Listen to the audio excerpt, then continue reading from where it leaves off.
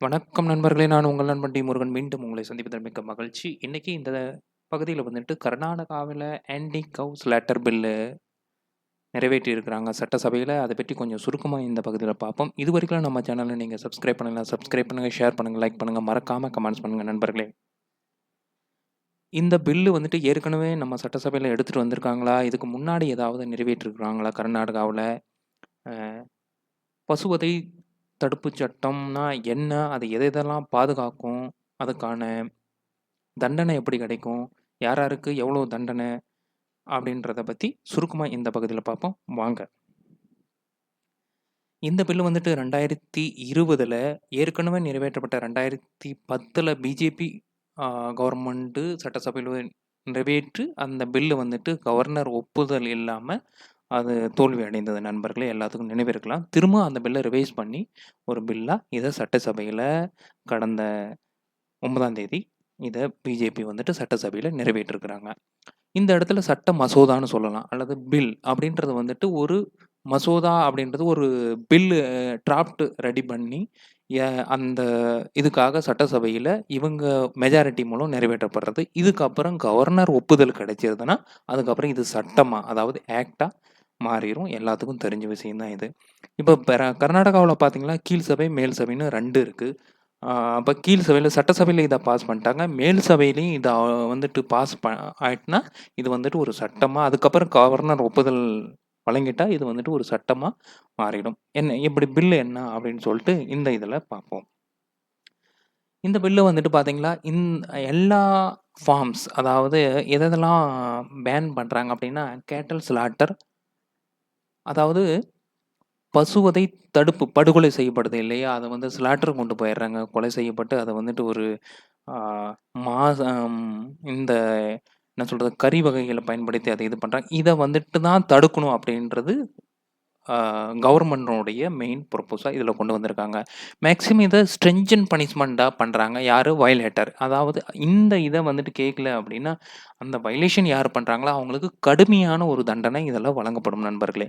இந்த பில்னுடைய முழு பெயர் பார்த்தோமா, Karnataka prevention of slaughter and preservation of cattle bill 2020 அப்படின்னு சொல்லிட்டு சொல்லலாம். இதனுடைய பில்லுடைய முழு பேரு வந்துட்டு இதான் கர்நாடகா பிரிவென்ஷன் தடுப்பு சட்டம் மற்றும் பாதுகாப்பும். பசுவதை தடுப்பு மற்றும் பாதுகாப்பு சட்டம் 2020 கடந்த 9ஆம் தேதி டிசம்பர் 9 வந்துட்டு ஸ்ட்ராங் ஆப்போசிஷன் கர்நாடகா மற்றும் ஜனதா தள் செக்குலர்னு சொல்லலாம் இல்லையா? காங்கிரஸ் வந்து சித்தராமையா லீடரா இருக்காப்புல. ஜனதா தளுக்கு வந்துட்டு இவர் இருக்காரு, ஹெச்டி குமாரசாமி அவர்கள். ஸ்ட்ராங்கா ஆப்போசிட் பண்ணாங்க. இந்த பில்ல நீங்க எடுத்துட்டு வரக்கூடாது. இது வந்துட்டு ஒரு நன்மை இல்ல அப்படின்னு சொல்லிட்டு இத எடுத்துட்டு வந்திருக்காங்க. அப்படி என்ன இந்த பில்லுல இருக்கு? 2010ல வந்துட்டு இந்த பில்லுக்கு ஏன் வந்துட்டு ஆப்போசிட் பண்ணாங்க அப்படின்னு சொல்லிட்டு கொஞ்சம் பார்ப்போம். இந்த பில் வந்து ஏற்கனவே நம்ம அ பாரதிய ஜனதா பார்ட்டி அ ம 2010லயும் இந்த பில்ல வந்துட்டு பாஸ் பண்ணி வச்சாங்க. எப்ப? பி.எஸ். எடியூரப்பா வந்துட்டு சீஃப் மினிஸ்டரா இருந்த காலத்துல வந்துட்டு இத அப்பயே பாஸ் பண்ணாங்க. ஆனா 2013ல வந்துட்டு சித்தராமையா காங்கிரஸ் கவர்மெண்ட் வந்துட்டு இந்த பில்ல வந்துட்டு ஃபெயில் பண்ணிட்டாங்க. கவர்மெண்ட்டினுடைய அசென்ட் அவருடைய சிக்னேச்சர் இல்லாம இந்த பில் வந்துட்டு ஃபெயிலியர் ஆயிடுச்சு. அத தான் இப்ப ரிவைஸ் பண்ணி திரும்ப 20ல சட்டசபையில நிறைவேத்திருக்காங்க நண்பர்களே. அதுக்கப்புறம் இந்த காங்கிரஸ் கவர்மெண்ட் அப்ப என்ன பண்ணாங்க அப்படின்னா, அ அப்ப அந்த பில்ல அ ஃபெயில் பண்ணிட்ட பிறகு, அதாவது அத ரிவர்ட் பண்ணிட்டு, the less stringent government prevention of cow slaughter and preservation animals act 1964 இருந்தது இல்லைங்களா? அத வந்துட்டு கொஞ்சம் ரெஸ்ட்ரிக்ஷனோட இருக்கு இல்லையா? அந்த பில்ல இவங்க வந்துட்டு ஆதரிச்சாங்க. அதாவது 1964லயே ஒரு பில் இந்த மாரி இருக்கு. அதுல என்ன அப்டின்னா, அத அலோவ் பண்ணுது. என்ன அலோவ் பண்ணுதுன்னா, ஸ்லாட்டர் வந்துட்டு அத வந்துட்டு அந்த இதுல வந்துட்டு இந்த bullock, buffalo male or female இத வந்துட்டு சர்டிஃபைடு காம்பெட்டன்ட் அத்தாரிட்டியால சர்டிஃபைடு ஆயிருச்சுன்னா, அதுக்கு வந்துட்டு எப்படி சர்டிஃபைடுக்கு இருக்கணும்? 12 வயதுக்கு மேல ஆயிடுச்சு. இன்கேப்பாசிட்டேட் ஃபார் ப்ரீடிங் சாப்பிட முடியல. அது ரொம்ப இல்னெஸ்ஸா இருக்கு, சீக்கா இருக்கு, உடம்பு சரியில்லாம இருக்கு அப்டின்னா, அத வந்துட்டு இது பண்ணியிருக்கலாம் அப்டின்னு சொல்ட்டாங்க. ஆனா, இப்ப புது சட்டத்துல வந்துட்டு அத அப்படியே மாத்தி குடுத்துருக்காங்க. அதுக்கு டெஃபினிஷனும் குடுத்துருக்காங்க. இது வந்துட்டு எது எதுன்னு சொல்லிட்டு கொஞ்சம் பார்ப்போம். ஆ இத வந்துட்டு இந்த இதில 1964 இருந்ததையே காங்கிரஸ் கவர்மெண்ட் திரும்பவும் குறைந்த அ ஒரு தண்டனை வழங்குற மாரி குடுத்து, திரும்ப அதே சட்டத்த பாதுகாப்புச்சாங்க. பட் இது ஆனா திரும்ப இப்ப இருக்கிற பிஜேபி கவர்மெண்ட் அத ஏத்துக்கல. திரும்ப கொண்டு வந்துட்டாங்க இத. இந்த இந்த பில் வந்துட்டு ஆன்டி கௌ ஸ்லாட்டர் பில் ரீஇன்ட்ரோடியூஸ் பண்ணாங்க. யாரு டிமாண்ட் பண்ணது? இது வந்துட்டு டோட்டலா பேன் பண்ணணும். எத்தன கௌ ஸ்லாட்டர் நடக்குதோ ஸ்டேட்ல, இந்த பசுவதை சித்திரவதை நடக்கும். எங்கெங்கலாம் இத வந்துட்டு சித்திரவதை பண்றாங்களோ, அது எல்லாமே டோட்டலாவே பேன் பண்ணணும்னு சொல்லிட்டு, ஆ இந்த பிஜேபியினுடைய கௌ புரொடெக்ஷன் செல் ஒண்ணு இருக்கு பாத்தியா? ஸ்டேட் லெவல்ல. அவங்க வந்துட்டு ஒரு டிமாண்ட் வச்சாங்க. அதுக்கு வந்து டிமாண்டும் வச்சாங்க. பிளஸ் ஸ்டேட் லெவல்ல ஒரு ரிட்டன் ஸ்டேட்மெண்ட்டும் குடுத்தாங்க சீஃப் மினிஸ்டருக்கு. இந்த மாரி பண்ணுங்க. ரொம்ப அதிகமா நம்ம கர்நாடகாவுல கௌ ஸ்லாட்டர் நடக்கு, பசுவதை, சித்திரவதை நடக்கு. இதுக்கு ஒரு பாதுகாப்பு வேணும் அப்படின்னு சொல்லிட்டு குடுத்தாங்க. அதுக்கப்புறம் தான் அத பார்த்துட்டு, இவரு என்ன பண்ணார்ன்னா, திரும்ப இன்ட்ரோடக்ஷன் பண்ணிட்டு 2010னுடைய பில்ல திரும்பவும் 2020ல இப்ப கொண்டு வந்தார் நண்பர்களே. நம்ம படிச்சிருப்போம் பீப், கேட்டல் இதுக்கெல்லாம் என்ன மீனிங் அப்ப நம்ம பார்த்தோமா, இந்த லேட்டஸ்ட் கர்நாடகா பில்ல இப்ப கொண்டு வந்திருக்க பில்ல என்ன சொல்லியிருக்காங்கன்னா, பீப் அப்படின்றது வந்து எப்படி டிஃபைன் பண்றாங்க அப்படின்னா, ஃப்ளஷ் ஆஃப் கேட்டல் இன் எனி ஃபார்ம். அப்ப கேட்டல் எது எது? அப்படின்னு இங்க பார்த்தோமா, டிஃபைன் எதுன்னா மாடு, அதனுடைய கன்றுக்குட்டி, அப்புறம் எருது, எருமை மாடு இது எல்லாம் அது வந்துட்டு ஆணா இருந்தாலும் சரி, பெண்ணா இருந்தாலும் சரி, below the age of 13 years.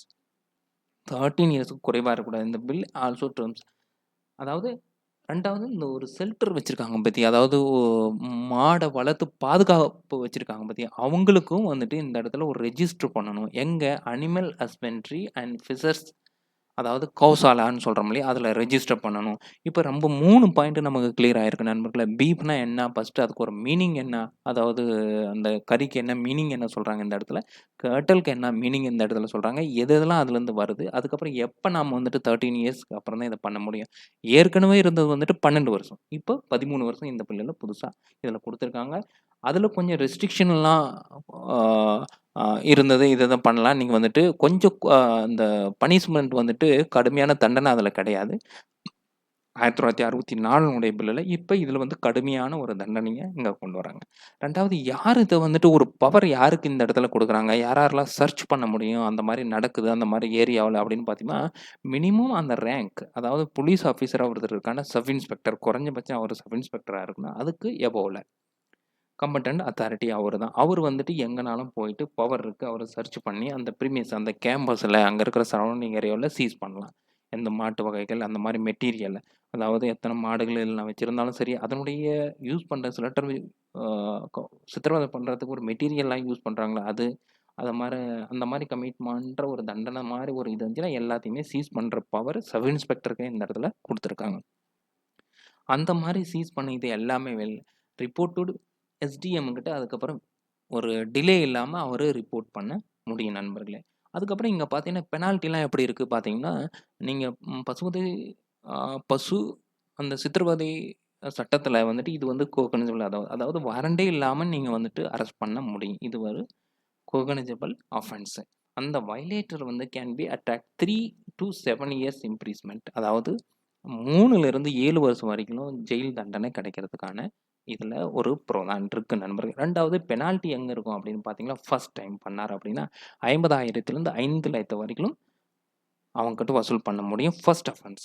In case நீ கன்டினியூவா பண்றீங்க, செகண்ட் டைமும் பண்றீங்க அப்படின்னு பார்த்தீங்கன்னா, பெனால்டி வந்துட்டு எங்க பாருது 1,00,000லிருந்து 10,00,000 வரைக்கும் 1,00,000லிருந்து 10,00,000 வரைக்கும் இதுக்கான ஒரு மசோதா, அதாவது சட்டத்த அல்லது ஒரு பில்ல வந்துட்டு கொண்டு வந்திருக்காங்க. சட்டசபையில நிறைவேற்றிட்டாங்க. மேல் சபையிலயும் இது நிறைவேறிடுச்சு அப்படின்னா, கவர்னருடைய ஒப்புதலுக்கு அப்புறம் இது ஒரு ஆக்ட்டா மாறிடும். இது வந்து ஒரு நல்ல வெல்கமான பாயிண்ட்டா எல்லாத்துக்கும் தெரியலாம். ஒரு சிலருக்கு இது வந்துட்டு பிடிக்காம இருக்கலாம். உங்களுக்கு எப்படி இந்த பில்ல பத்தி என்ன ஒரு ம் ம் உங்களுடைய கமிட்மெண்ட், உங்களுடைய ஒரு ஒப்பீனியன் என்னன்னு சொல்லிட்டு கண்டிப்பா கமெண்ட்ஸ் பண்ணுங்க நண்பர்களே.